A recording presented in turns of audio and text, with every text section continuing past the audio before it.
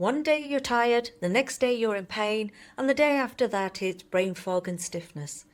Fibromyalgia symptoms constantly changing is one of the most frustrating parts of this condition. You can't plan. You never quite know how able you're going to be from one day to the next. And there's often this quiet worry sitting underneath it all. Is this normal? Or is something else going on? In the last episode of this series, we talked about the nervous system and how it plays a role in fibromyalgia. In this video, I want to go a step deeper because understanding this properly really matters. If you haven't seen the first episode, that's okay. You can still follow this video and I'll link the earlier video at the end. Once you understand why symptoms change, you stop blaming yourself and you stop being afraid of what your body is doing. So let's get straight into it. Fibromyalgia is linked to a more sensitive nervous system.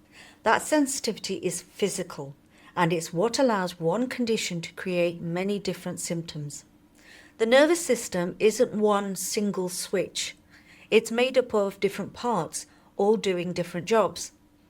We only need to understand three pieces here. First, the central nervous system, which is the control center. This is your brain and spinal cord. A simple way to think about this is if you accidentally hit your finger with a hammer, the pain doesn't live in your finger. A message travels up the nerves to your brain, and then your brain decides that hurts. And then it sends signals back telling your body how to react.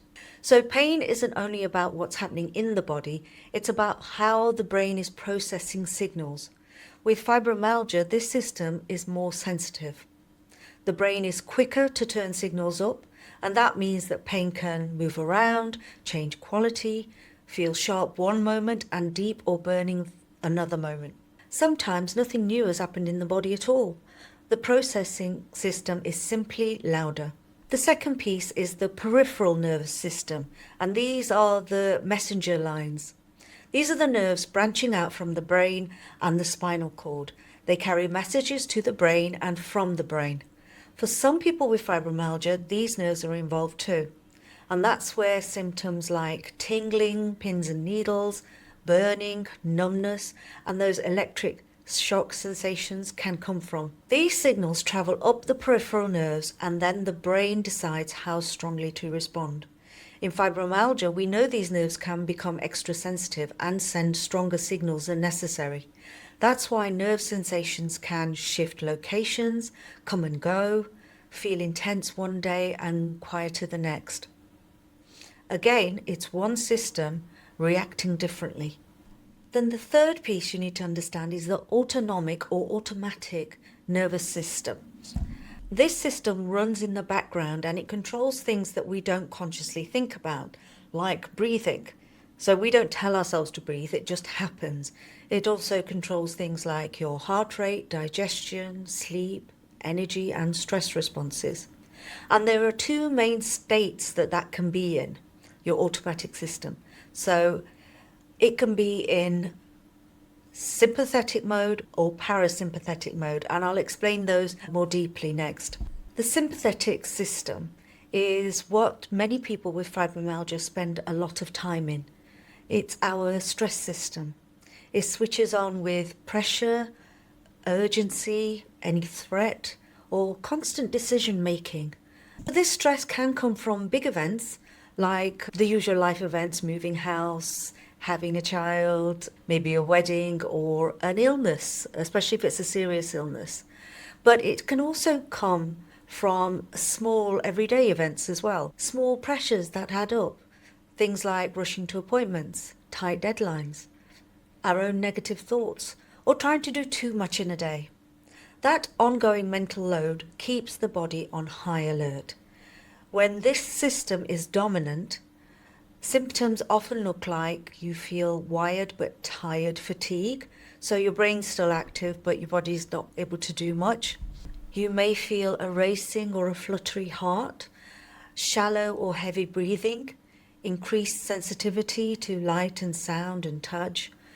You might have poor sleep, anxiety or internal restlessness. And this is also where delayed reactions come from. You might think, well, nothing's really happened recently, but the system has still registered pressure somewhere, and that's why symptoms can show up hours later. Now, the other state that the autonomic or automatic system can be in is called the parasympathetic system. This is the state we want to be in more often. It's where healing happens, digestion works properly, the body repairs and restores, and energy slowly returns.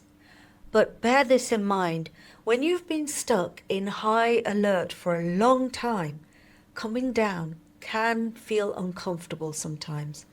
We can feel heavy, flat, or low in motivation, emotionally low, and even depressed. Now, this doesn't mean that the parasympathetic system is bad, but the change between the two is often the cost of long-term stress. The body is tired.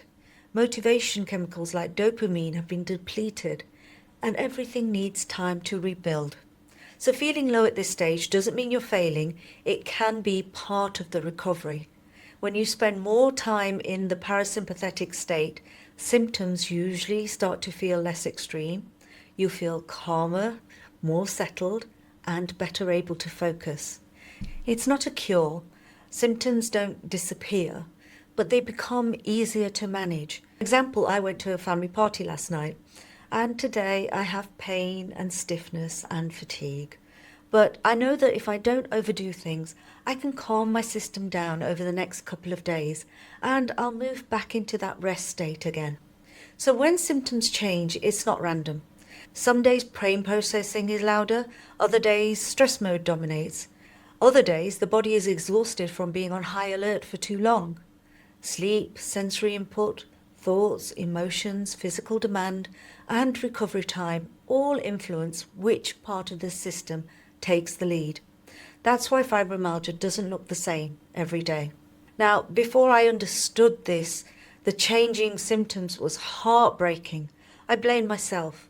I second-guessed everything. I feared good days because I expected a crash. And understanding the nervous system changed that.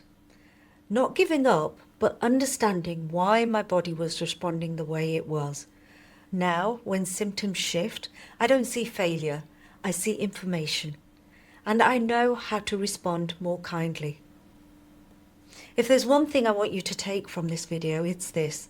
With fibromyalgia, symptoms will change, and that is normal. It doesn't mean you're getting worse, it doesn't cancel progress, and it doesn't erase the life you are building. Understanding what's happening removes fear and blame. And that understanding is the first step towards steadier days. Once you understand why symptoms are changing all the time, the next question is usually, so why does the nervous system stay on high alert in the first place? And what keeps it there? And that's exactly what we'll talk about in the next video, and I'll link that here when it's ready. And in the meantime, here's the last video in case you missed it. So until next time, take care of yourself and be well.